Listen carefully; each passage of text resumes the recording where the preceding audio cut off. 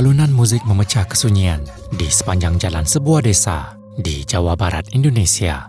Warga desa mula berkumpul untuk menyaksikan perarakan kenderaan yang dihiasi lampu warna-warni melantunkan irama tradisional, satu tradisi unik yang telah diamalkan sejak sekian lama. Ada juga yang tidak ketinggalan mengeluarkan telefon bimbit untuk merakam momen itu. Hari itu seharusnya menjadi hari yang penuh kegembiraan. Sebuah keluarga sedang meraihkan pesta Kitanan, satu tradisi yang masih diamalkan dalam budaya masyarakat di Indonesia, terutamanya di Tanah Jawa. Acara ini diadakan sebagai tanda rasa syukur keluarga selepas seorang anak lelaki selesai menjalani proses berkatan. Dalam konteks budaya setempat, Kitanan merupakan peristiwa penting yang menandai transisi seorang kanak-kanak lelaki menuju alam remaja.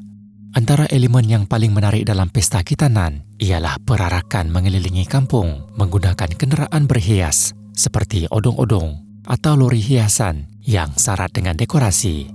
Suasana menjadi semakin meriah dengan iringan muzik tradisional yang dipasang melalui sistem pembesar suara, sekaligus menarik perhatian seluruh warga desa untuk turut sama meraihkannya. Pada 2 Jun 2026, kumpulan kesenian Sisingaan dari Pagaden Subang yang dikenali sebagai Dewa Tarompet telah dijemput untuk mengadakan persembahan. Mereka hadir sebagai sebahagian daripada rombongan hiburan yang mengiringi sebuah pesta Kitanan di Desa Mekarmuti, Cikarang Utara, Kabupaten Bekasi. Kumpulan ini sudah lama bergiat aktif dalam persembahan kesenian tradisional, khususnya Sisingaan dan musik tarompet yang sering dipersembahkan dalam majelis Kitanan di sekitar wilayah Jawa Barat. Antara yang menyertai persembahan pada hari itu ialah Galang, Johan, Rinto, Rizal, dan Rizky Maulana. Mereka merupakan sebahagian daripada kru yang bertugas untuk menarik dan menolak odong-odong. Odong-odong merujuk kepada kenderaan ubah suai yang kebanyakannya dibina menggunakan bahan besi. Pada bahagian hadapannya dipasang struktur tinggi yang berfungsi sebagai sistem bunyi utama. Dalam konteks pesta atau perarakan seperti odong-odong di Indonesia, bahagian yang tinggi itu sering dipanggil sebagai sound horek atau sound system gantung. Ia adalah binaan khas yang disusun secara bertingkat untuk menempatkan pembesar suara berkuasa tinggi bagi menghasilkan dentuman bass yang sangat kuat.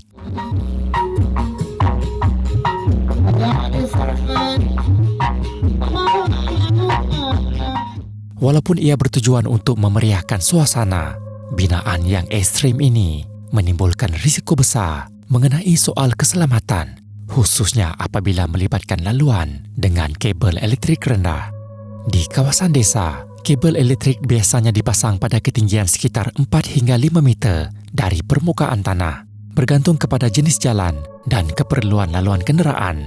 Namun kabel ini boleh menjadi melendut akibat faktor usia serta penyelenggaraan yang tidak berkala, menjadikan kedudukannya lebih rendah daripada paras asal pemasangan.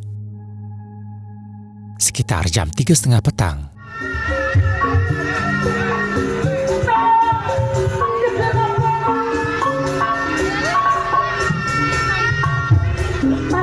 ketika kenderaan itu melalui sebuah seleko, salah seorang anggota rombongan dilihat cuba mengalihkan kabel elektrik yang menghalang laluan.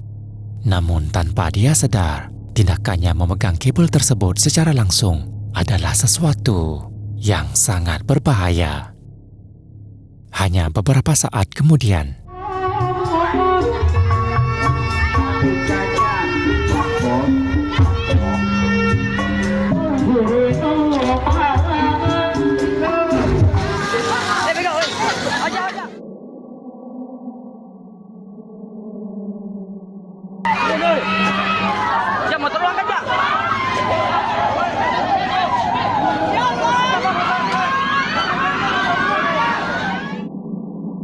jeritan warga desa memecah suasana.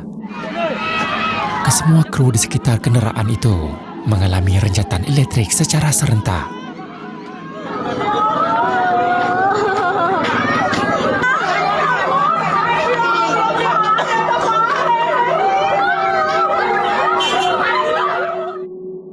Rizal mengalami luka melecur pada bahagian kaki, manakala Rizky Maulana mengalami luka melecur Pada bahagian kaki dan kepala, kedua-duanya dikejarkan ke rumah sakit Rajak Cibitung untuk menerima rawatan. Namun nasib tidak menyebelahi Galang, Johan, dan Rinto. Ketiga-tiga mereka disahkan meninggal dunia. Namun ada satu perkara yang menarik perhatian. Salah seorang lelaki yang memakai topi dilihat sempat melepaskan tangannya. Tidak dapat dipastikan sama ada tindakan itu berlaku secara kebetulan atau sebagai reaksi pantas sejurus kejadian. Namun tindakannya itu telah menyelamatkan nyawanya. Apa yang paling menyedihkan dalam kisah ini ialah ironinya. Sebuah pesta yang diadakan untuk meraihkan satu detik penting dalam kehidupan seorang anak akhirnya bertukar menjadi tragedi yang merenggut 3 nyawa.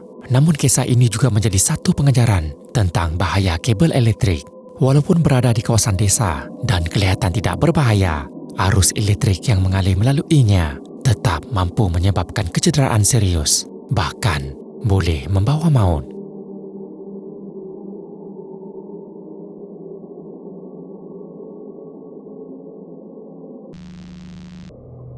"Pak, tolong dibeli? Tolong dibeli? Ini daging si Yanti," ucap Tarsum kepada orang yang ditemuinya menggunakan bahasa Sunda sambil menunjukkan daging di dalam bakul, sementara satu tangannya masih memegang pisau. Inilah antara kisah jenayah paling menggemparkan di Indonesia, melibatkan seorang lelaki berusia 50 tahun bernama Tarsum. Nyata ke yuk? Hah? Itu nyata tuh.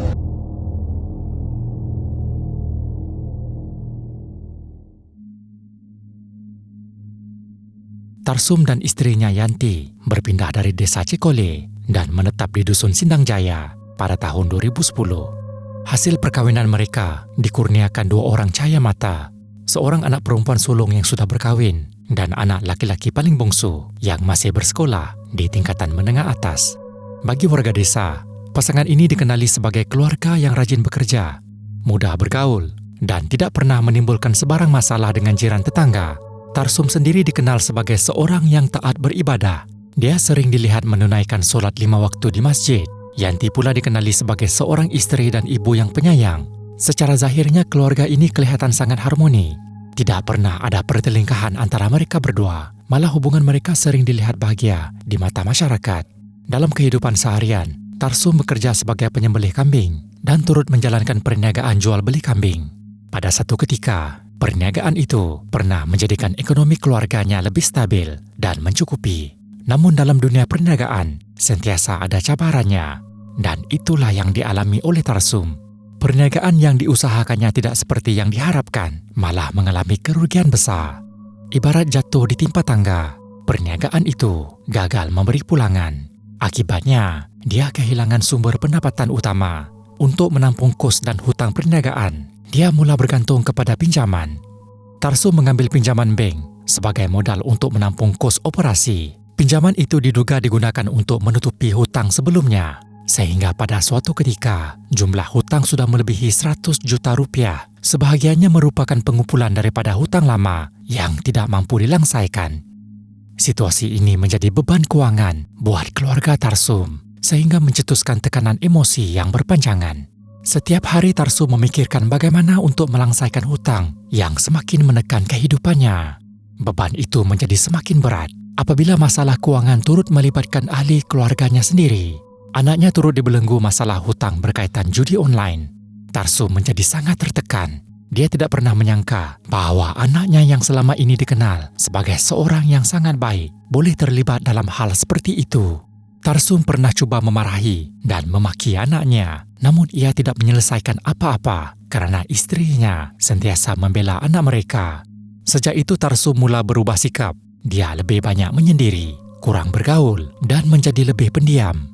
Dalam tempo itu, Tarsum mula mempercayai perkara-perkara gaib. Dia sering mendengar bisikan yang mengarahkannya untuk melakukan tindakan yang tidak masuk akal. Lama-kelamaan, bisikan itu semakin menguasai pemikirannya. Namun begitu Tarsum masih menjalankan rutin kerja sebagai penyembelih kambing, jadi perubahan tidak ketara di mata orang. Sebahagian warga desa tidak mengesyaki apa-apa yang luar biasa kerana Tarsum masih berinteraksi secara normal dalam urusan kerja. Pada 3 Mei 2024, sekitar jam 7.30 pagi, suasana desa Sindang Jaya masih lagi tenang dan sepi. Jalan kampung belum sibuk sepenuhnya. Ada warga desa yang sudah keluar menuju ke kebun, manakala sebahagian lagi masih di rumah menikmati pagi sebelum memulakan rutin masing-masing. Selepas selesai menguruskan anak ke sekolah, Yanti bersiap seperti kebiasaannya untuk menghadiri pembelajaran agama di Masjid Jami Al-Hidayah. Pada pagi itu dia ditemani oleh suaminya Tarsum. Namun emosi Tarsum waktu itu masih belum stabil. Tekanan hutang dan masalah keuangan sentiasa mengganggu fikirannya, sehingga pada satu tahap tekanan itu mencapai kemuncaknya.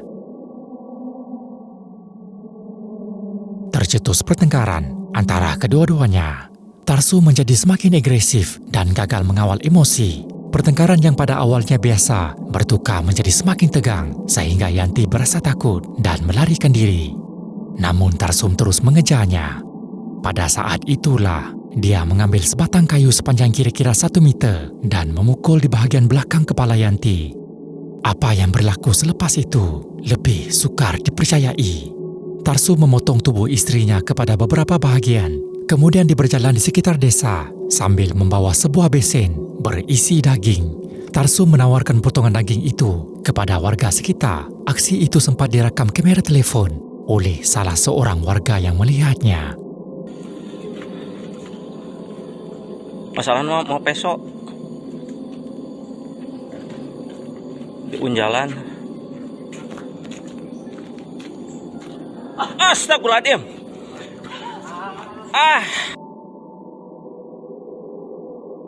Warga desa yang ketakutan hanya memerhati dari jauh sementara menunggu ketibaan polis.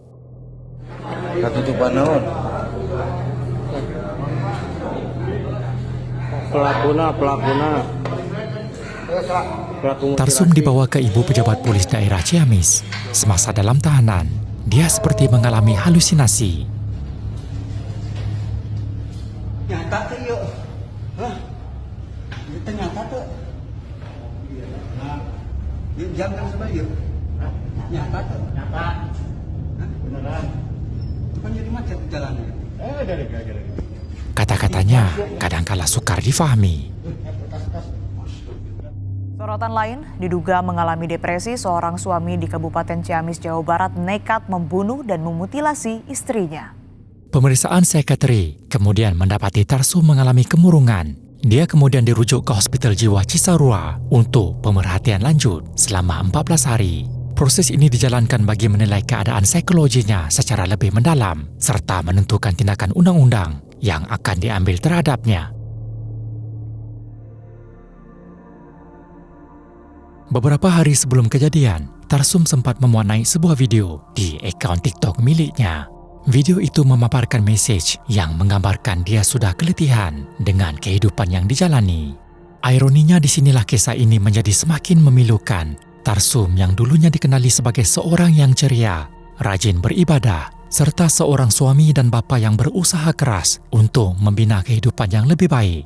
Namun kebahagiaan yang dibina itu perlahan-lahan diragut oleh tekanan hidup yang berpanjangan, sehingga dia sanggup melakukan hal yang mengerikan terhadap istrinya sendiri. Pada September 2024, penyiasatan terhadap kes Tarsum dihentikan selepas hasil pemeriksaan dan pemerhatian mendapati dia mengalami gangguan jiwa. Kesnya tidak diteruskan ke peringkat perbicaraan jenayah. Sebaliknya, Tarsum diserahkan kepada pihak kebajikan untuk menjalani rawatan dan proses rehabilitasi.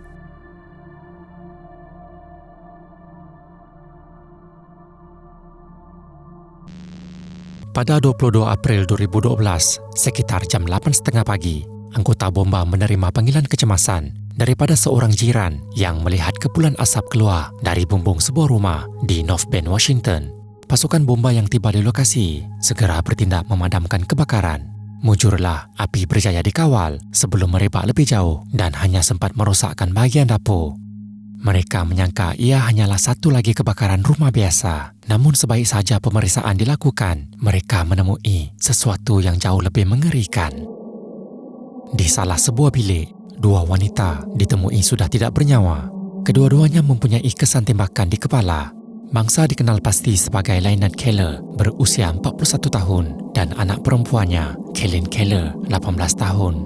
turut ditemui beberapa bekas tonggas yang diletakkan di beberapa bahagian rumah dan sebuah tonggas plastik ditemui di atas dapur elektrik dengan salah satu pembakarnya masih menyala. Dari penemuan itu mereka mula menyedari ada sesuatu yang tidak kena. Daripada 3 penghuni di situ, satu-satunya orang yang tidak ditemui ialah suami Lynette dan bapa kepada Kaylin, iaitu Peter A. Keller. Peter Keller berusia 41 tahun, dikenali sebagai seorang yang pendiam dan bekerja di sebuah syarikat membaik pulih komputer. Peter seorang yang mahir dalam bidang teknikal serta mempunyai minat mendalam terhadap dunia survival. Peter tidak mempunyai sebarang rekod jenayah umum. Satu-satunya perkara yang aneh tentang Peter ialah minatnya terhadap aktiviti mendaki dan menghabiskan hujung minggu bersendirian di kawasan pergunungan. Di sebalik kehidupan hariannya, dia sebenarnya menyembunyikan satu rahsia. Selama hampir 8 tahun, dia dipercayai membina sebuah kubu tersembunyi jauh di kawasan hutan. Semasa siasatan, polis menemui sebuah peti besi yang tidak berkunci di salah satu bilik. Di dalamnya, terdapat pelan lukisan tangan, sebuah struktur pembinaan kubu bawah tanah, serta ratusan gambar yang mendokumentasikan pembinaannya. Turut ditemui beberapa rakaman video yang dirakam sendiri oleh Peter beberapa minggu sebelumnya. Dalam salah satu rakaman, Peter dilihat berjalan sambil bercakap tentang projeknya yang hampir siap sepenuhnya. Well, it's about 2 weeks before the end. This is going to be my last video, probably before till after that. Peter mendedahkan bahawa dia telah mengumpulkan pelbagai bekalan di sebuah lokasi rahsia dan hanya beberapa muatan terakhir masih perlu dibawa sebelum projek itu siap sepenuhnya. I have about 3 loads left before the final. Been doing pretty good lately, getting about 2 loads up a week. About 100 pounds each week now of supplies and material. Bagi penyiasat, pengakhiran yang dimaksudkan Peter merujuk kepada pembunuhan isteri dan anak perempuannya diikuti dengan kebakaran yang disengajakan untuk menghapuskan bukti. Beberapa keping gambar dan pelan yang ditemui jelas menjadi petunjuk ke mana hala tuju Peter seterusnya, iaitu sebuah kubu bawah tanah di pergunungan Cascade. Berdasarkan cara pertuturannya, pasukan penyiasat percaya Peter mungkin sedang bersembunyi di dalam kubu itu. Basically, I can last months up here without ever leaving. I've got propane, gasoline, food, soap, all supplies. So, really set right now. Namun lokasi sebenar kubu itu masih menjadi misteri. Ini kerana kawasan hutan di pergunungan Cascade sangat luas, meliputi sekitar 30 hingga 40 batu persegi. Pada 26 April 2012, selepas 4 hari pencarian, penyiasat menemui satu gambar kabur yang berjaya diselamatkan daripada rumah Keller yang terbakar. Gambar itu dipercayai diambil dari dalam kubu, menghadap ke arah luar melalui celah hutan. Di kejauhan, mereka dapat melihat talian elektrik dan bumbung sebuah pusat beli belah. Pada masa yang sama, mereka menerima maklumat daripada pendaki yang pernah melihat kenderaan milik Peter di kawasan Rattlesnake Ridge beberapa minggu sebelumnya. Kedua-dua petunjuk ini mengecilkan kawasan pencarian kepada satu lokasi, kira-kira 4 batu dari laluan pendakian. Keesokan harinya, selepas 7 jam pencarian, pasukan SWAT berjaya menemui kubur tersebut. Namun mereka masih belum tahu di mana Peter berada. Anggota SWAT kemudian melepaskan gas pemedih mata. Beberapa saat kemudian, Peter membalas dengan beberapa das tembakan. Ketegangan itu berterusan selama 22 jam sebelum pasukan SWAT menggunakan bahan letupan untuk membuka laluan masuk. Di tingkat bawah, mereka menemui Peter sudah tidak bernyawa. Dia dipercayai menamatkan riwayatnya sendiri. Tonight, we go inside the mountainside bunker of an accused killer. Police say Peter Keller worked on this elaborate hideout for years. They believe he went there to hide after murdering his wife and daughter in their North Bend home. Keller's body was found Saturday inside that bunker. One investigator called it something out of a survivalist handbook, an underground fortified bunker, totally camouflaged in a heavily wooded area on a mountainside in the middle of nowhere. At this point, I don't know what's going to happen. I may get caught right away. Basically, if I get caught, I'm just going to myself. So, I mean, I could basically be in 2 weeks or 3 weeks. I don't know. It's all up to chance at this point. So, I don't think anyone knows where I'm at. But if they put it together, who knows? At this point, I have to take that chance. Pistol yang ditemui di sebelah mayatnya adalah senjata yang sama digunakan dalam pembunuhan Lynette dan Kaylin. Polis menemui bekalan makanan dan air yang cukup untuk bertahan selama berbulan-bulan bersama senjata api, jaket kalis peluru, serta puluhan ribu dolar wang tunai. Semua ini menunjukkan bahwa Peter telah merancang sepenuhnya satu kehidupan pelarian yang telah lama disusun rapi. I'm getting to the point where just trying to live and pay bills and live as a civilian and go to work. It just freaks me out. It's actually more comfortable for me to think about living out here, robbing banks, pharmacies, just taking what I want for as long as I can. At least it'll be exciting. It won't be boring. And I don't have to worry about Lynette or Kaylin. And everything will be taken care of. Just be me. Namun persoalannya, mengapa dia sanggup melakukan semua ini terhadap keluarganya sendiri? Penyiasat percaya Peter mungkin mahu melarikan diri daripada kehidupan lamanya dan memulakan kehidupan baru jauh daripada tanggung jawab sebagai suami dan bapa. Dalam konteks itu, Lynette dan Kaylin dilihat sebagai penghalang kepada kehidupan yang dibayangkan dalam fikirannya. Well, before, a while ago, I used to sit here and think, this whole thing is just crazy at times, and then I'd think about it, and it would make sense, and it's like, okay, this is what I got to do. But, now, I guess with time, I just think that way all the time, that this is what I got to do. I don't even question it anymore. It just seems like everything makes so much sense now. Selepas kes ini ditutup secara rasmi, keluarga Lynette menggunakan wang yang ditemui serta harta peninggalan Peter untuk menubuhkan dana beasiswa peringatan Kaylin di sebuah institusi yang sepatutnya menjadi tempat Kaylin melanjutkan pelajaran sebelum hidupnya ditamatkan oleh bapanya sendiri.